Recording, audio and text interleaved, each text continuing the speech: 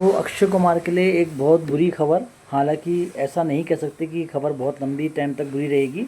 इसका कुछ ना कुछ हल निकाल लिया जाएगा। तो जैसा कि सबको पता है कि एक फ़िल्म आने वाली है, एक सीक्वल आने वाला है कुछ समय बाद। अभी उस पे काम शुरू होने वाला था, लेकिन फ़िलहाल जो ऐसा लगता है कि अक्षय कुमार का इस फ़िल्म में जो बुरा समय कह लीजिए या उन पे बुरी नज़र लग गई है, ये इस फिल्म के साथ होता हुआ नज़र आ रहा है।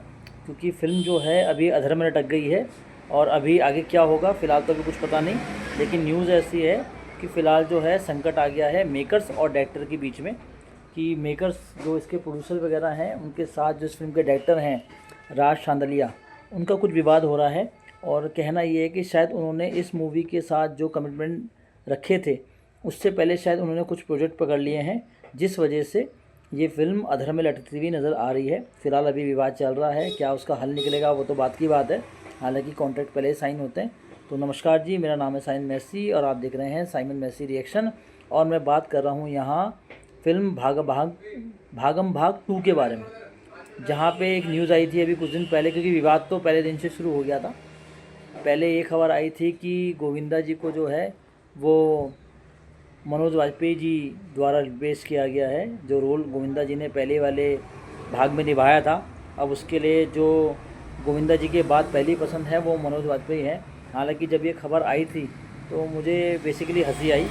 ऐसा नहीं है कि मनोज वाजपेयी जी जो हैं, मुझे मानता है एक्टिंग वाइज मेरा ऐसा मानना है पर्सनली कि गोविंदा जी एक्टिंग वाइज तो उनके आसपास कहीं नहीं है। लेकिन वहीं मेरा ये भी मानना है कि जिस तरीके की कॉमिक टाइमिंग गोविंदा जी की रही है उसको टच करना कम से कम मनोज वाजपेयी के लिए तो आसान नहीं है, ना के बराबर है। तो मेकर्स ने क्या सोच के ये डिसीजन लिया कि वो गोविंदा की जगह रिप्लेसमेंट लेंगे मनोज वाजपेयी जी का, ये तो मेकर ज़्यादा अच्छा बता सकते हैं। और कहीं ना कहीं मुझे ऐसा लगता है कि गोविंदा की हाई लग गई है इस मूवी को, क्योंकि शुरुआत से ही विवाद चल रहा है इसमें। अभी तो बहुत दूर की बातें होनी है कि कब शूटिंग शुरू होगी, कब क्या होगा, लेकिन पहले दिन से ही विवाद चल रहा है। और कहीं ना कहीं मेरा सीधा सीधा मानना है कि ये हाई लगती हुई नज़र आ रही है गोविंदा की, क्योंकि उनको प्रोजेक्ट से दूर करना मेरे हिसाब से मेकर्स को शायद ये भा नहीं रहा है। और कहीं ना कहीं काम में अड़चनें आ रही हैं, क्योंकि अभी तो फ्लोर पे काम जाना बाकी था। और कई क्रिटिसिज्म भी चल रहा था इस मूवी के ऊपर, जब से न्यूज़ ये बाहर निकल के आई थी कि मनोज वाजपेयी होंगे गोविंदा को रिप्लेसमेंट, तो वो लोग पहचान नहीं पा रहे थे। कई लोग इस बात को पहचान नहीं पा रहे थे। ऐसा नहीं कि वो डाई हार्ड गोविंदा फ़ैन है, बल्कि इसलिए कि दोनों का ऑरा, दोनों का जो काम करने का तरीका है वो बहुत अलग है। हमने कई पिक्चरों में मनोज वाजपेयी जी को भी कॉमेडी करते हुए देखा, और ठीक ठाक वो कॉमेडी तो ठीक ठाक कर लेते हैं, लेकिन जो कॉमेडी में हाथ गोविंदा का है वो मुझे कहीं नहीं लगता कि कहीं भी आप उसे पकड़ सकते हैं, उसको कंट्रोल कर सकते हो। तो वो एक अलग ही जॉनर के शख्स हैं। इस जॉनर में तो बहुत ज़बरदस्त उनकी पकड़ है। तो क्या सोच के मेकर्स ने उनको इस फिल्म से निकाला ये तो वही जाने। लेकिन फ़िलहाल जो है राज शांदलिया जो इस मूवी को डायरेक्ट करने वाले थे, उनका और मेकर्स का तगड़ा विवाद हो गया है, क्योंकि जो डेट कमिटमेंट होती है इनकी पहले लॉक्ड हो जाती है कॉन्ट्रैक्ट में ही। तो क्या सोच के उन्होंने कुछ प्रोजेक्ट जो दूसरे प्रोजेक्ट हैं वो पकड़ लिए हैं, और शायद वो डेट का कुछ इशू हो रहा है आपस में।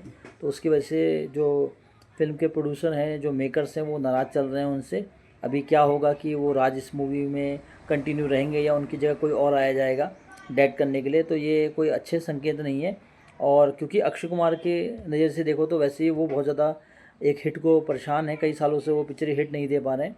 तो ये तो वैसे भी जो फ्रेंचाइजी थी एक बड़ी सुपर डुपर हिट फ्रेंचाइजी थी। और फिलहाल जो है भूत बंगला उनका रिलीज़ होने को बिल्कुल तैयार बैठा है। भूत बंगला बिल्कुल रिलीज़ होगा, उसके बाद इस पर काम होना बाकी था। तो फिलहाल तो पेज फंस गया है अभी। तो अब देखिए, आप बताइए कि गोविंदा की हाई लगी है ये, या फिलहाल इसमें कुछ आपको आगे उन्नति होते हुए नज़र आएगी। मेरे हिसाब से मेकर्स इस चीज़ को सुलझा लेंगे। हो सकता है कोई दूसरा ऑप्शन निकाल के लाएं, या हो सकता है उन्हीं से बात बने राज शांदलिया से। तो फिलहाल तो वॉच कीजिए, आगे क्या न्यूज़ आएगी उसका इंतज़ार करेंगे। धन्यवाद।